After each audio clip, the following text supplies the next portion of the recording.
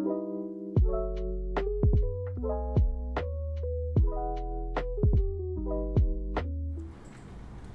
Assalamualaikum warahmatullahi wabarakatuh. Selamat datang ke episod kita pada kali ini, iaitu The Voice of Health. Okay. So, hari ini kita bersama dengan Prof. Haizal.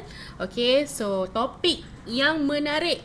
Sentiasalah menarik, kan? Okay, topik yang kita akan bincangkan pada hari ini adalah miscarriage and pregnancy loss. Atau boleh kita cakap dalam bahasa Melayunya ialah keguguran. Okay. So sementara tu, sebelum kita start betul-betul start kita punya topik ni, kita war-warkan dulu. Okay, korang yang baru join tu dekat kita punya Facebook sini, Prof, say hi sikit. Lepas tu kita punya TikTok pun ada juga, KPMC Kajang. Dekat Prof punya sendiri pun ada, hi. Okay, so korang yang mana baru join, jangan lupa tap like, share juga kita punya live pada hari ini, biar ramai lagi join, lagi meriah, lagi best. So korang boleh tanya je apa-apa soalan berkenaan topik kita pada hari ini. Okay, jangan malu, jangan segan, tanya-tanya sahaja. Okay, tap like, jangan lupa share juga. And make sure follow, jangan tak follow. Kan mestilah best kan, ramai-ramai ni kan. Okay, so korang yang tim-tim kita ni akan standby kalau ada siapa-siapa yang bertanyakan berkenaan package-package yang ada. Okay, so now kita nak start. Prof, sihat? Alhamdulillah. Dah dinner? Dah. Alhamdulillah, dah dinner dah. Okay, so now kita nak start lah, tanpa membuang masa. So now Prof, kita nak tanyalah, topik ni kali ni dia macam intense sikit lah. Lebih kepada orang kata, sebab keguguran ni kan dia banyak boleh melibatkan efek kepada ibu yang hamil ni tadi. Dia lebih kepada emosi lah, main pada emosi ibu ni tadi kan. So kita nak tanya Prof, maksud keguguran tu sendiri macam mana? Alright, Assalamualaikum warahmatullahi taala wabarakatuh. Selamat malam. Okey, berkenaan dengan soalan Farah tu tadi, ya, apa maksud keguguran? Okey. Keguguran ni adalah apabila kita mengandung dan kita keluar pendarahan pada kandungan 24 minggu dan ke bawah. Ada setengah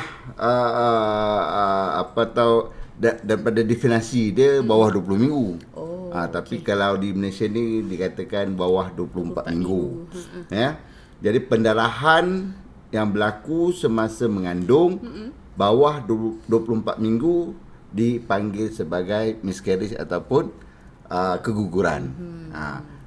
Right. Okay, so macam mana kita, saya nak tanyalah, kalau tadi kan keguguran ni dia memang dia mesti, kalau gugur tu mesti berdarah, memang ada pendarahan ke macam mana? Prof, boleh cerita sikit tak keadaan apabila keguguran itu berlaku? Okay. Keguguran ataupun pendarahan bawah 24 minggu ni dia diklasifikasikan beberapa lah. Okay. Dia diklasifikasikan kepada yang dipanggil sebagai threatened miscarriage. Bahasa Melayu tak tahulah tu. Macam mana? Dalam bahasa Melayu tu macam mana tu? Threatened miscarriage. Lepas tu dia kata miscarriage. Yang ketiganya inevitable miscarriage. Okay. Lepas tu incomplete miscarriage. Complete miscarriage. Banyak kategori. Ada 5 kategori. 5 kategori. Kemudiannya miscarriage yang lain tu kemudian lah. Kalau threatened miscarriage ni dia berlaku pendarahan saja. Okey. Dan selalunya dia tak sakit. Itu sebabnya tak perasan lah.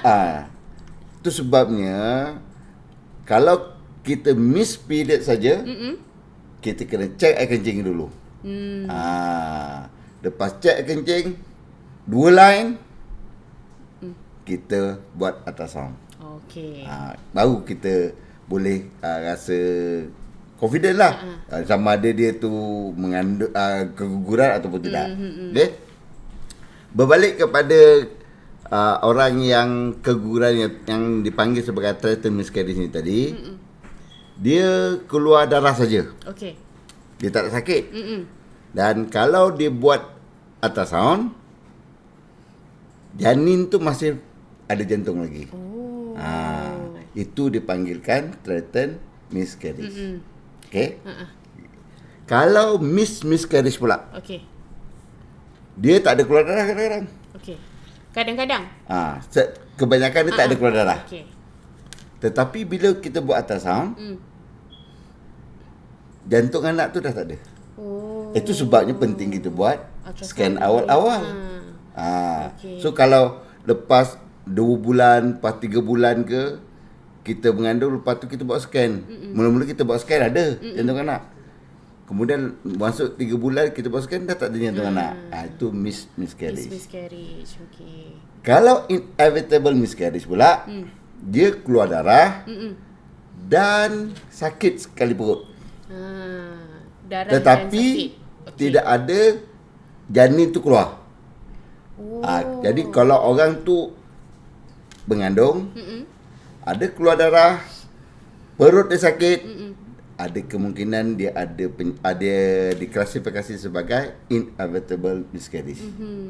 Alright. Okey. So kemudian kalau incomplete miscarriage, dia keluar darah, sakit perut dan sebahagian daripada janin tu dah keluar.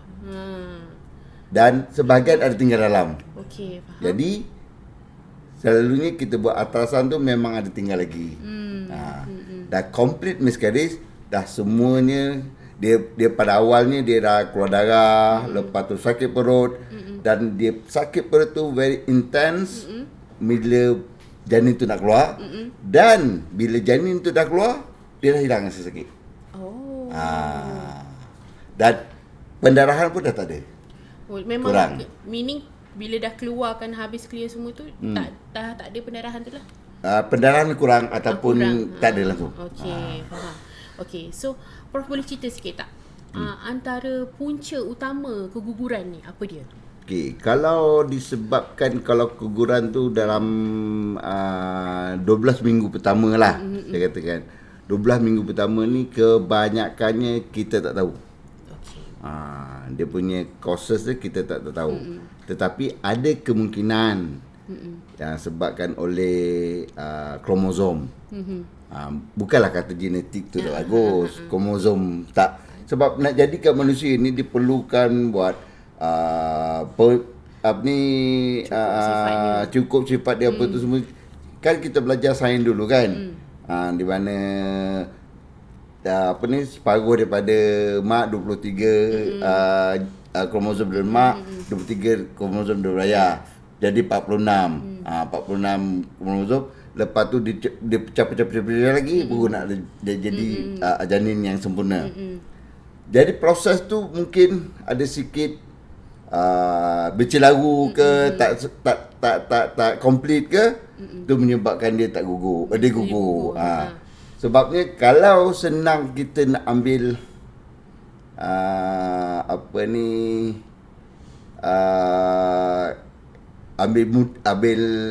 ambil orang kata sebagai kalau benda tu Tuhan nak teruskan jadi, kemungkinan baby tu yang dikandung tu cacat. Dia ada option kan. Kalau macam kita boleh tengok keadaan bayi tu sendiri macam mana. Tapi waktu usia berapa boleh tahu keadaan bayi tu dalam keadaan sempurna, Prof? Boleh explain sikit? Selalunya kita galakkan untuk buat detail scan dalam kandungan 22 minggu hingga 26 minggu. Jadi sebelum 22 minggu tu kita tak buat detail scan. Cumanya kita boleh dapat sama ada ada kepala, ada tangan, ada kaki. Itu saja. Dan kita tengok sama ada dia punya jantung tu ada atau tidak. Tetapi selepas 22 minggu tu kita boleh tengok detail scan, detail lagi secara structure dia, sama ada masalah kat jantung ke, masalah dekat saraf ataupun otak dia, sistem otak dia. tengok dia punya sistem buah pinggang dia. Okey. So saya nak tanya pula Prof, kalau macam mana pula adakah ibu punya aktiviti ni sendiri macam mana efek kepada kandungan tu menjadikan keguguran ke, menjadi punca lah. Okey, selalu orang cakap lah kalau mengandung tu kena duduk, kena jaga, kena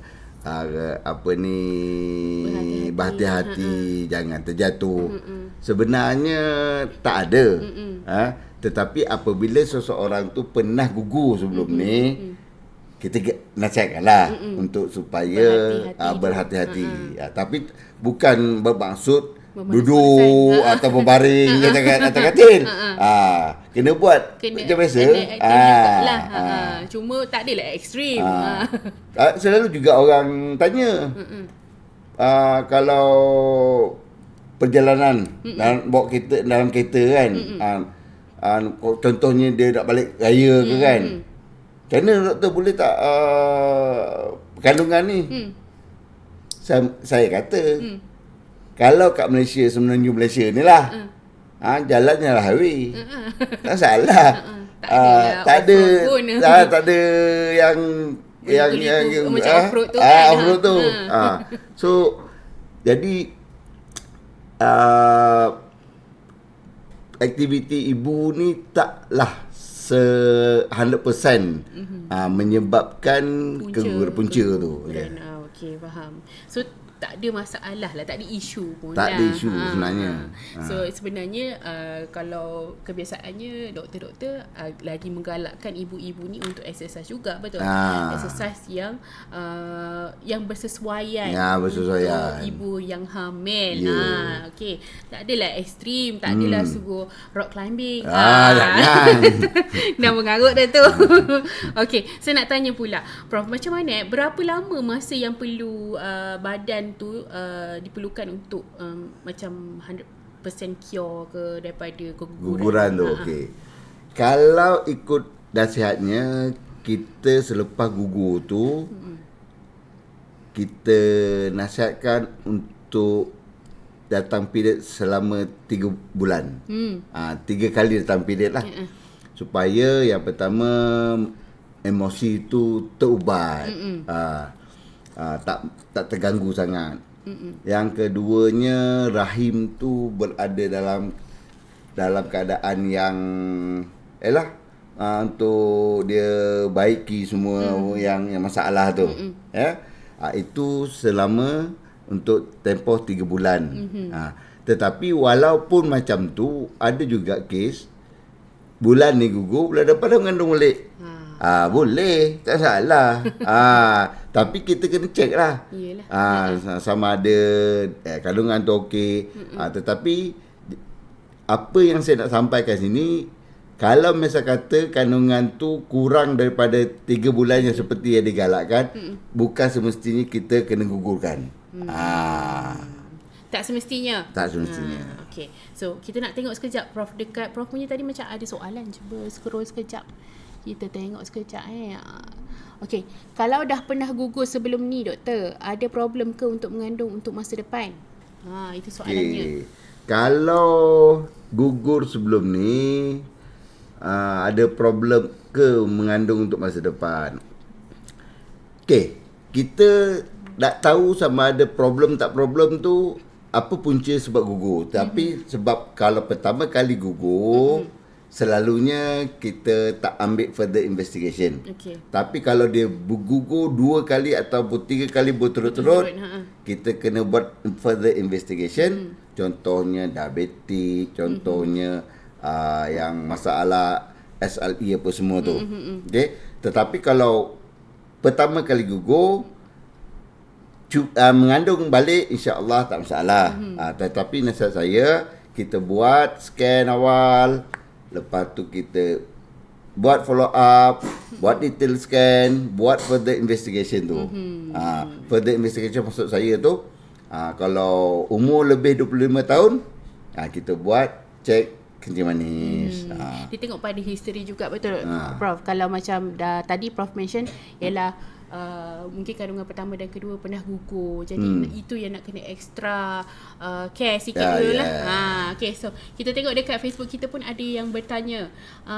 Hai, selamat malam Prof. Nak tanya, kalau dah gugur, berapa lama jangkaan yang sesuai untuk pregnant semula? Dah jawab tadi. Yang tadi tu tiga, kan. 3 kali cycle period. 3 kali period lah. Ni tadi, apa yang perlu saya lakukan jika saya mengesyaki saya sedang mengalami keguguran? Okey.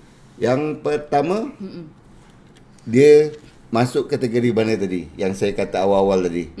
Sama ada dia threatened miscarriage, miscarriage, inevitable miscarriage, incomplete miscarriage, complete miscarriage. Kalau misalnya kata soalan ni tadi, dia rasa dia mengalami keguguran. Okay, pertama kita kena buat scan dulu. Itu paling utama lah.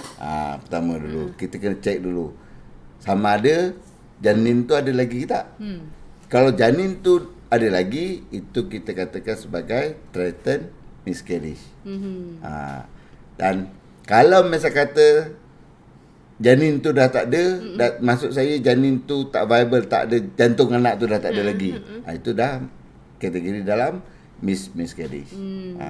Kalau dia dah sakit tapi janin tu tak keluar lagi, dan bila doktor buat pemeriksaan jalan tu dah terbuka, itu kita panggil inevitable miscarriage.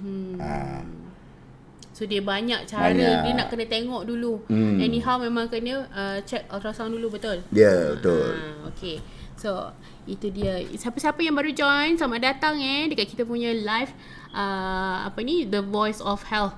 Topik kita pada hari ini ialah miscarriage and pregnancy loss. Okay, korang yang mana baru join kita punya live ni, tap screen tap like. Jangan lupa share kita punya live ni biar ramai lagi join. Okay, korang boleh juga komen dekat comment section ni. Nak tanya apa-apa soalan dengan Prof kita, boleh saja. Jangan malu, jangan segan, tanya sahaja. Okay, bagi live pula, bagi gift. Lagi bagus. So syashul pula kita. Okay, so kita nak sambung pula soalan yang seterusnya. Okay. So nak tanya, apakah keguguran ni dia macam ni, apakah keguguran berulang dan apakah sebabnya? Allah, soalan pun lah. Mungkin dia nak tanya ialah, kalau keguguran ni berulang, apa yang menjadi sebab dia macam tu berulang lagi, Prof? Ingat tadi tak saya kata 5 miscarriage type tu.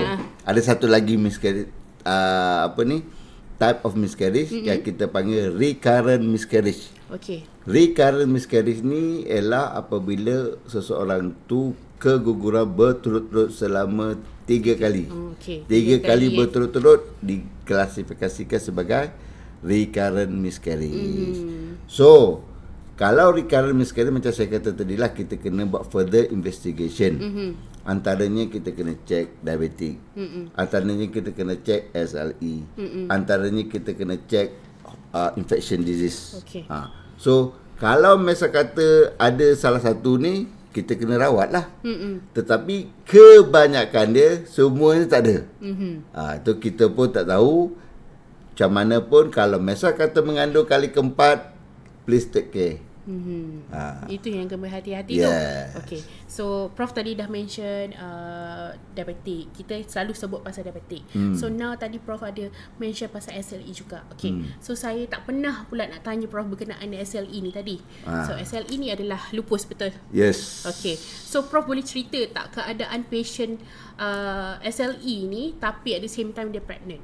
Apa dia punya orang kata concern yang kita nak kena jaga-jaga tu? Okey, kalau lupus ni dia akan menyebabkan antibody dia tu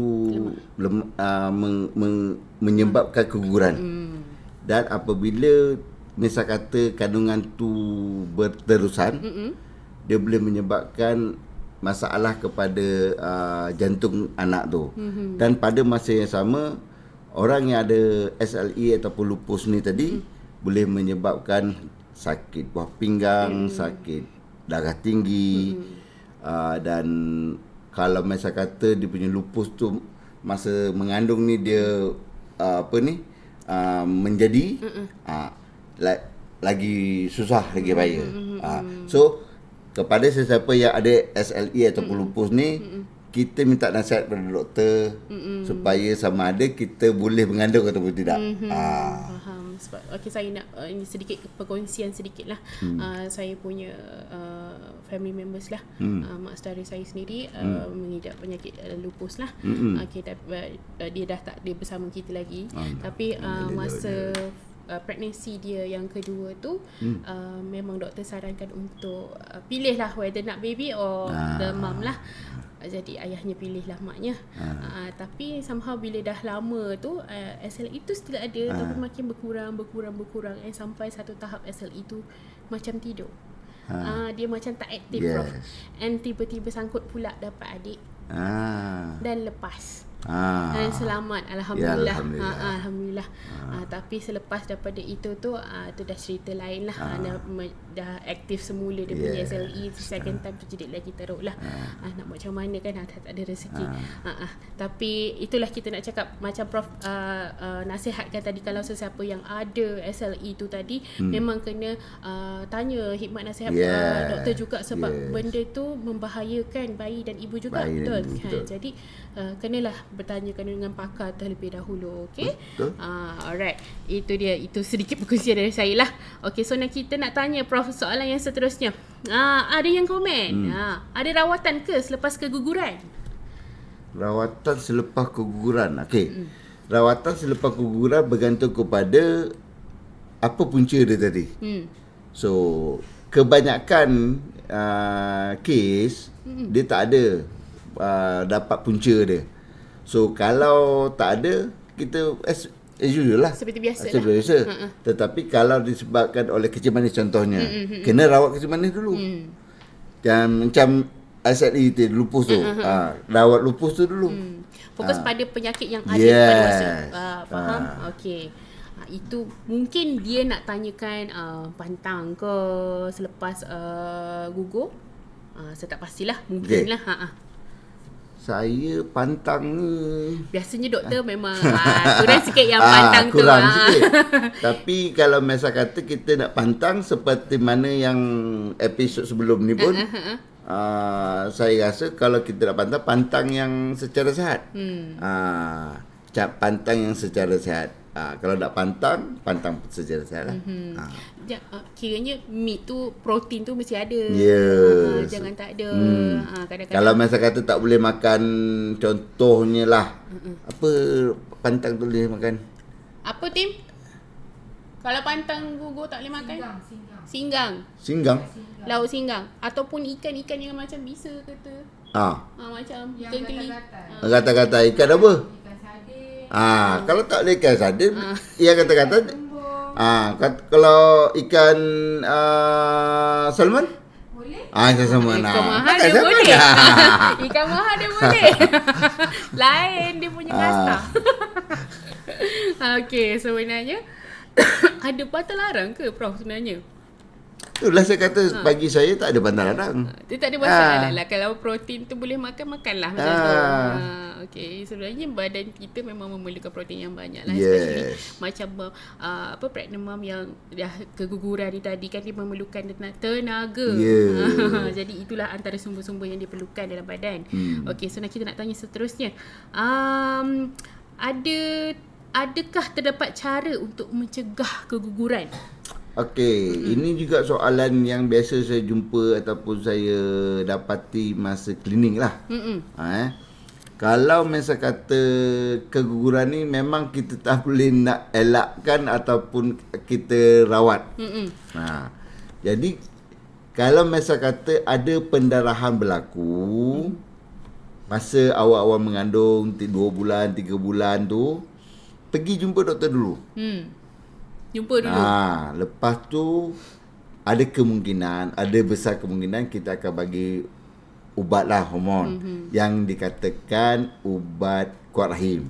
Tapi bukan ubat tu untuk kuatkan rahim. Tapi senang ayat ataupun senang bahasa dia, kita kata ubat kuat rahim. Okey, bahasa mudah. Bahasa mudah. Tapi yang sebenarnya pun tak ada rawatan untuk ataupun tak ada boleh jangkakan yang kandungannya ini makan ubat ni kau mesti confirm jadilah macam tu. Kalau kalau kita bagikan ubat kuat rahim tu, kalau dia nak gugur, dia gugurlah juga. Jadi ini sebenarnya ketentuan ilahi. Yes. Berbalik ke whatever it is, dia ketentuan ilahi lah. Anyhow, apa-apa cara pun ialah inisiatif sendiri masing-masing. Betul. Okay, so ni kita nak baca dekat kita punya Facebook ni ada yang komen. Berat badan boleh jadi salah satu punca ke doktor? Punca keguguran ni tadi. Berat badan itself tak boleh menyebabkan keguguran. Tapi kalau misal kata berat badan dia naik, dan dia ada kerja manis. Kerja manis menyebabkan gugur tu. Yang penyakit tu tadi. Berat badan tu tak ada masalah. Tak masalah. Sebab tu ramai pregnant mom makin semangat sebab dia membawa dua badan. Okay. So now kita nak tengok soalan yang seterusnya. Okay, Prof, ada yang tulis kat sini kehamilan ektopik. Apakah itu?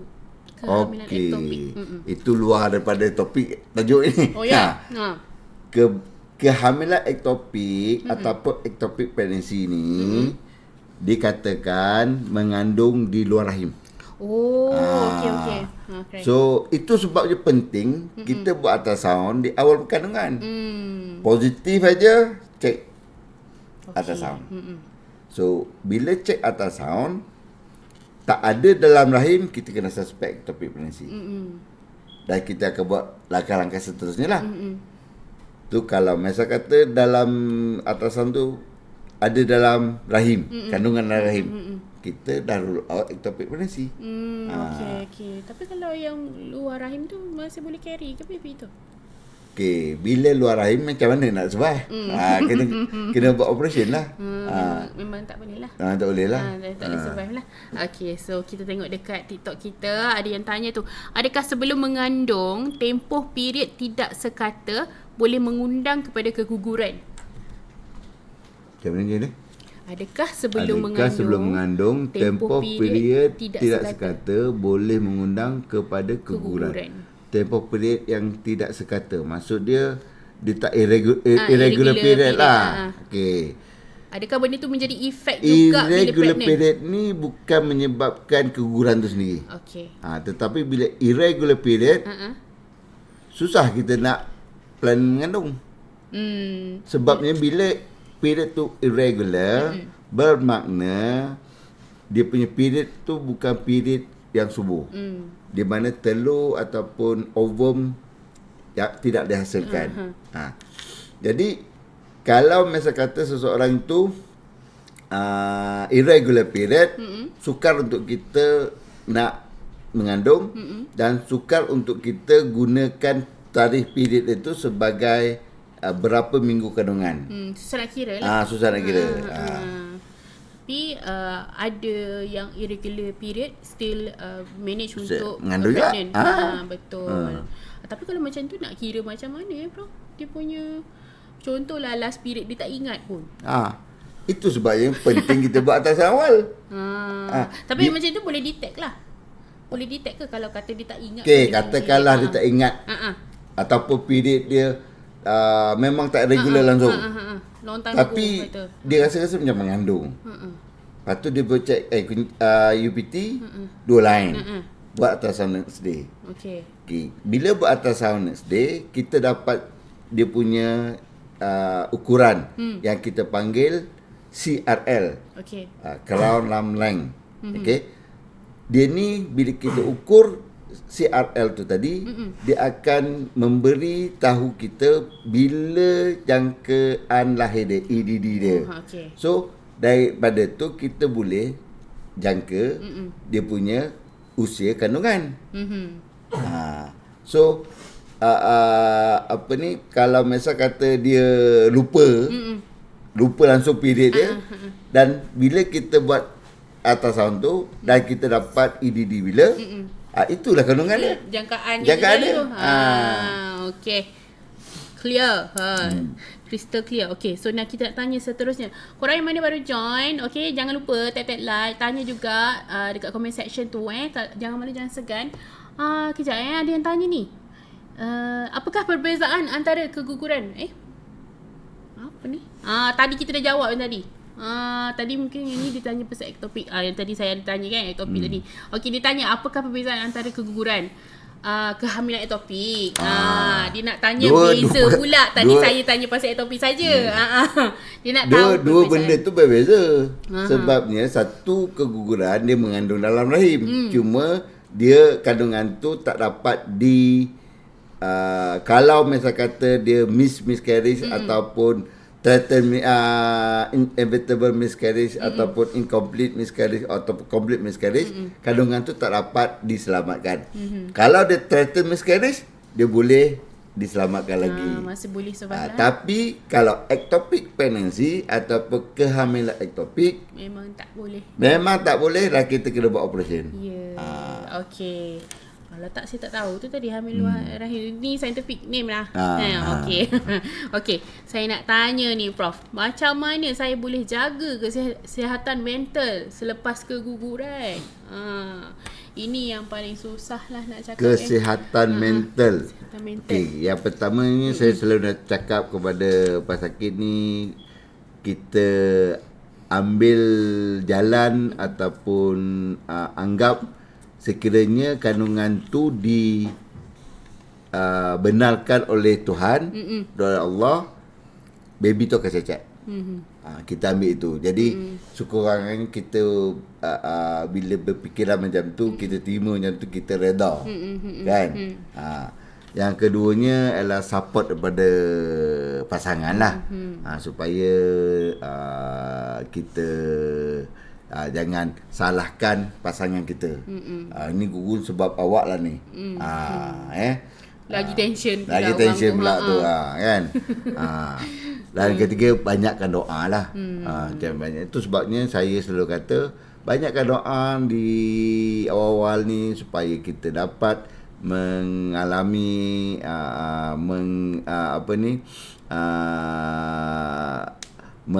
menjalani kehamilan ni dengan baik dan tenang, dan semoga dapat melahirkan anak yang soleh dan solehah lah. InsyaAllah. Ada yang komen tu kata betul, 9 tahun tak lekat-lekat 3 kali keguguran katanya. Nampak tu, itu orang kata macam lebih kepada tak ada rezeki lah kita macam ni kan. Okay, so now Prof boleh ceritakan sedikit tak apa perkongsian daripada patient Prof sendiri yang mengalami keguguran? Mungkin ada rare cases ke? Prof ada tak story yang keguguran special? Ada tak? Ataupun macam kandungannya dah besar, dah jadi, dah sempurna dah, tapi mungkin tak tahulah ada komplikasi ke apa dan dia gugur ke. Macam saya kata tadi, keguguran tu yang kita katakan bawah 24 atau 20 minggu lah. Yang kalau kandungan selama 12 minggu dan ke bawah, itu kita panggilkan early loss, early pregnancy loss. Dan selalunya early pregnancy loss ni disebabkan oleh kromosom tu tadi. Tetapi apabila 12 minggu ke atas hingga ke 24 minggu tu, kita panggilkan late pregnancy loss. Okay, late pregnancy loss ni selalunya a bit disaster lah kepada pasangan tu, sebab bila dia dah 16 minggu, 17 minggu, dah ada kepala, dah ada tangan, dah ada kaki, nampak dia tu. Jadi dia terpaksa terima yang baby tu dah tak ada. Contohnya ada satu kes baru ni, dia kandungan dia tu boleh katakan tidak sempurna lah. Tidak sempurna, di mana air ketuban dia kurang sangat, dan menyebabkan dia tak ada pilihan lain, terpaksa untuk gugurkan. Kandungan dia berapa usia? Dah dalam 18 minggu ke 20 minggu macam tu. So keadaan ibu of course lah, semua parents pun mestilah rasa kecewa kan. Tapi itu kehendak ilahi. Okay, tapi tak apa, kita sama-samalah, orang cakap, masing-masing pasangan bolehlah merancang. Mungkin sekarang ni dalam keadaan emosi yang tidak stabil, kena cool downkan dululah, memang kena sihatkan dululah kan. Okay, so Prof, saya nak tanya ni lah, ada terdapat apa-apa faktor risiko yang boleh tingkatkan lagi peluang keguguran ni ke? Yang menyebabkan keguguran? Okey, antara yang saya kata tadi lah, apabila seseorang itu ada penyakit-penyakit yang tu, sebelum mengandung, itu sebabnya apabila kita nak mengandung ni, kita pastikan kita berada dalam kesihatan yang optimum. Sihatlah. Sihat. Tetapi apabila seseorang tu ada penyakit, misal kata dia ada diabetik ke, ada juga diabetik pada peringkat awal, muda dia, ada diabetik ke, ataupun dia ada lupus tadi, ataupun dia ada penyakit buah pinggang. Jadi kena optimaskan dia punya kesihatan dulu. Sekiranya tak optimaskan, contohnya kalau ada kencing manis, tak optimaskan kesihatan dia, menyebabkan seseorang kandungan tu boleh, yang kita risau, dia boleh cacat. Kalau diabetik tu tak well control, boleh menyebabkan keguguran juga. Ada kemungkinan dia, baby itu boleh survive sampai ke ni, sampai ke term, sampai ke penghujung kandungan, tetapi ada masalah lain, contohnya air ketuban dia banyak, contohnya baby besar, kurang air ketuban pun tak boleh, banyak pun tak boleh. Jadi kena seimbang lah. Tapi macam mana pula nak tahu tu? Itu sebabnya kita kena datang follow up semasa mengandung. Okay, so Prof, sama-sama Prof explain ni tadi kan, saya terfikir, tapi saya tak pastilah sama ada mencabar atau tidak soalannya ni. Okay, saya terfikir kalau ibu tu seorang dwarf, apa dwarf, kerdil. Keadaan ni macam tu, ada yang kata, katalah saya sendiri pun ada study jugalah. Dalam keadaan itu, biasanya kerdil ni dia ada banyak kategori, betul? Okey, katalah kerdil dia kategori yang macam dia susah nak carry baby, tapi dia pregnant. Dan macam mana keadaan tu? Dia dah ada melibatkan doktor lain ke macam mana? Okey. Kalau kita cakap pasal dwarf ni, kita ambil macam ni lah.